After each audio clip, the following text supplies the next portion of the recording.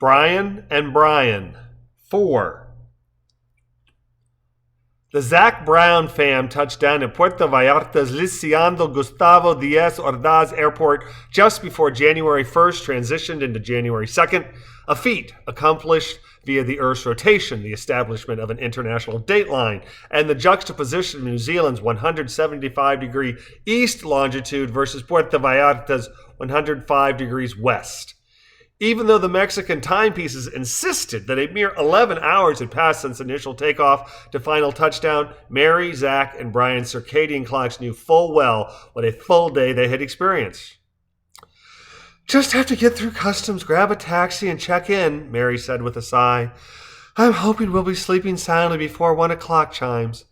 Zach shifted Brian's sleeping form in his arms as they stepped from the connecting tunnel and entered the terminal.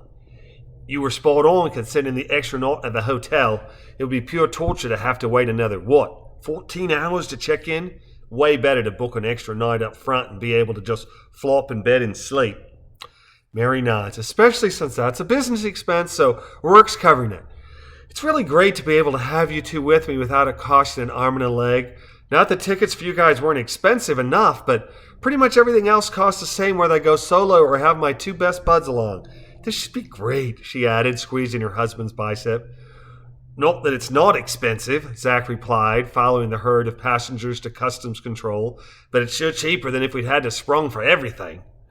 "For sure. This way we only wind up paying maybe 20% of the trip's total costs, and I really think that having you guys with me will do nothing but increase my effectiveness here. Who says you can't have your cake and eat it too?" "Wasn't that Marie Antoinette?" "Pretty sure she was the one who revolutionized losing one's head," Mary replied with a head nod. "Let's get through customs and get some sleep. We have the whole weekend to play before I have to clock in on Monday morning, and I want to make the most of it." "Your wish is my command, my empress." "You're way too tall to be a Bonaparte," Mary replied with a wink.